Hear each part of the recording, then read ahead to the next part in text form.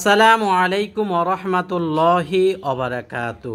প্রিয় দিনদার ভাই বোনেরা, আজ পবিত্র জুমার রাত। পবিত্র জুমার রাতের 4টি আমল নিয়ে আজকের ভিডিওতে আলোচনা করব। 1. রাতে আকাশের দিকে তাকিয়ে দোয়াটি পড়লে সমস্ত গুনাহ মাফ। সেই দোয়াটি কি? 2. বিপদগ্রস্ত হয়ে থাকলে মুক্তি পাওয়ার ইসিম পাঠ করা। 3. শেষ রাতে যে দোয়াটি পড়ে আল্লাহর কাছে যা চাইবেন তাই কবুল হবে। 4. জুমার রাতে বেশি বেশি পাঠ করার দোয়াটি কি? হাদিস শরীফে কি বলা হয়েছে ইনশাআল্লাহ আমরা জেনে নেব। 4টি আমল বলার পূর্বে আমি আপনাদেরকে অনুরোধ করব ভিডিওটি প্রচারের জন্য একটি লাইক দিবেন। পরবর্তীতে এমন ভিডিও পাওয়ার জন্য আমল টিভি চ্যানেল সাবস্ক্রাইব করে পাশে থাকা বেল আইকন বাজিয়ে রাখবেন। দর্শক, আমরা প্রথমে যেই আমলটি জানব, রাতের বেলা জুমার রাত অর্থাৎ বৃহস্পতিবার দিবাগত রাতে আকাশের দিকে তাকিয়ে মাত্র একটি দোয়া পড়বেন। পড়ার সাথে সাথে আল্লাহ পাক আপনাকে মাফ করে দিবেন। সুবহানাল্লাহ।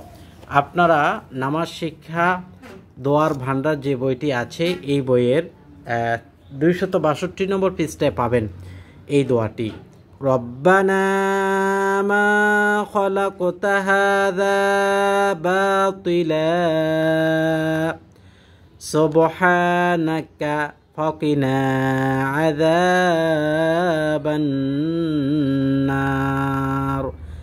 এখানে সুবহানাকা মানে হায়ের মধ্যে টান হবে, সুবহানা এরকম টান হবে না। এই ছোট্ট ভুলটি খেয়াল রেখে পড়বেন। আবারও বলছি, রব্বানা মা খালাকতা হাযা বাতিলা সুবহানাকা ফাকিনা আযাবান নার। রব্বানা মা খালাকতা হাযা বাতিলা সুবহানাকা ফাকিনা আযাবান নার। বাংলা উচ্চারণে আরবির টান এবং গুণনা বোঝা যায় না, সুতরাং আমার তেলাওয়াতের সাথে মিল রেখে বাংলা দেখে দেখে আপনারা পড়তে পারেন। নিম্নে আপনারা এই দোয়াটি 3 বার পাঠ করবেন। তারপর 2 নম্বরে যে দোয়াটি আমরা পাঠ করব, মুমিনের শিফা বইয়েতে বিপদগ্রস্ত হয়ে থাকলে যে দোয়াটি পাঠ করার কথা হয়েছে, এই দোয়া পাঠ করে অনেকেই ফল পেয়েছে, আমিও ফল পেয়েছি। যখন আপনার দেয়ালে পিঠ থেকে যাবে অর্থাৎ কঠিন থেকে কঠিন বিপদে আপনি থাকবেন, তখন এই দোয়াটি ইনশাল্লাহ পাঠ করবেন। দর্শক, দোয়াটি পাঠ করার আগে যদি পারেন 3 বার দুরূদ শরীফ পাঠ করে নেবেন। এখানে 2টি দোয়া আছে, উপরে একটি আছে বিপদের সময় পাঠ করার দোয়া, আবার নিচে আরেকটি আছে বিপদগ্রস্ত ব্যক্তির পাঠ করার দোয়া। তো দোনোটা দোয়াই খুবই গুরুত্বপূর্ণ। আপনারা ইনশাআল্লাহ এই নিচে দোয়াটি পাঠ করবেন। আল্লাহুম্মা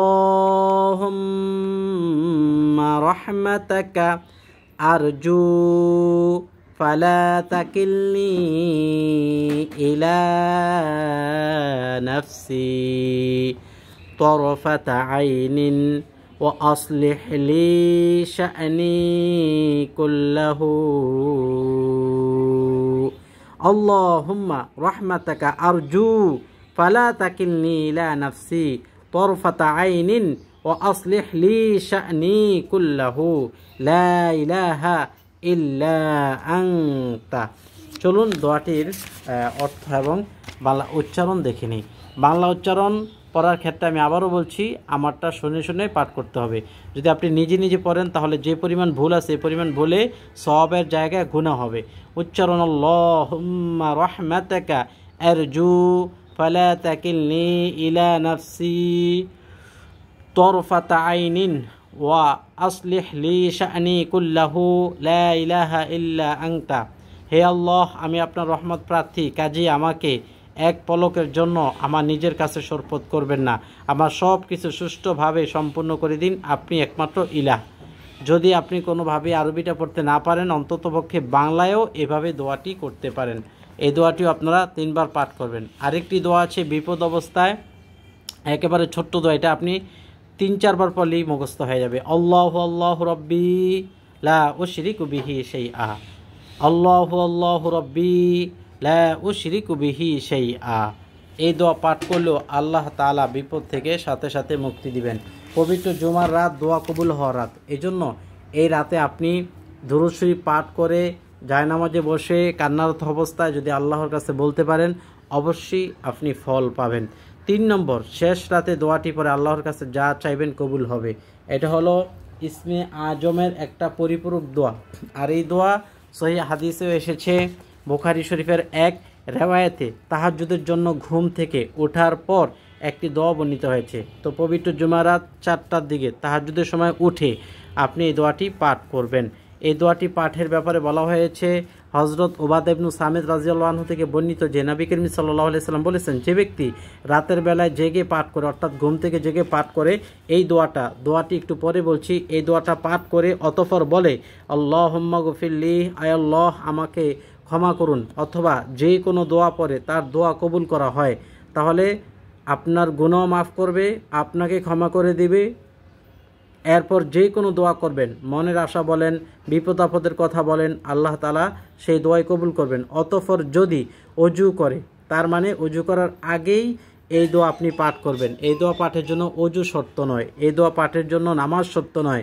যদি আপনি দোয়া পাঠ করার পরে মনে চায় অজু করেন, তাহাজ্জুদের নামাজ পড়েন, তাহলে তার নামাজ কবুল করা হয়। বুখারী শরীফের রাওয়ায়াত। সুবহানাল্লাহ।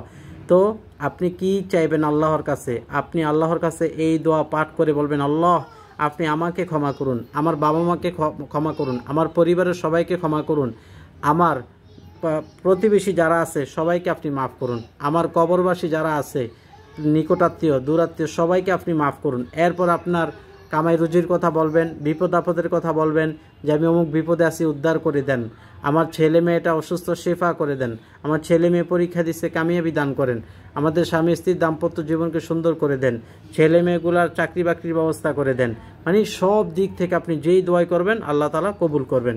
এখন চলুন দোয়াটি সহি শুদ্ধভাবে শুনে নিই।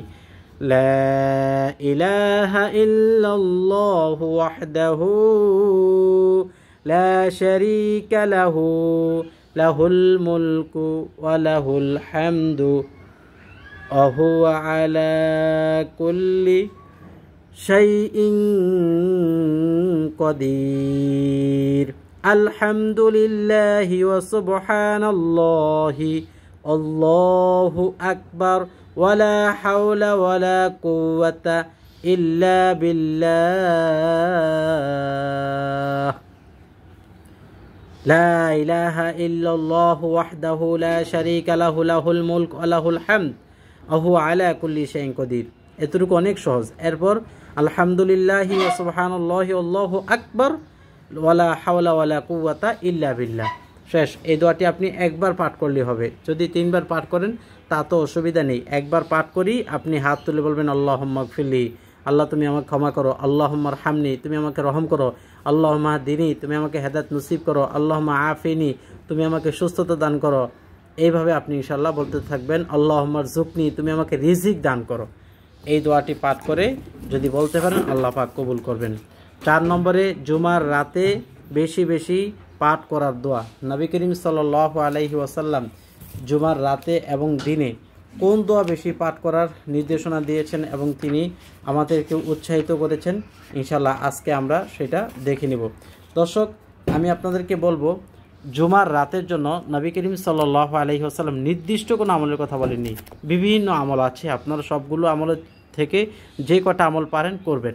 হযরত আনাস রাদিয়াল্লাহু আনহু বলেন যে রাসূলুল্লাহ সাল্লাল্লাহু আলাইহি ওয়াসাল্লাম ইরশাদ করেছেন, তোমরা জুমার দিন আমার প্রতি বেশি বেশি দুরূদ পাঠ করো, কেননা এইমাত্র জিবরাইল আলাইহিস সালাতু ওয়াস সালাম আমার কাছে আল্লাহর পক্ষ থেকে বর্ণনা করেছেন যে আল্লাহ পাক ইরশাদ করেছেন, পৃথিবীর যে কোনো মুসলমান তোমার প্রতি একবার দুরূদ পাঠ করবে আমি তাকে 10টি রহমত দান করব। সুবহানাল্লাহ।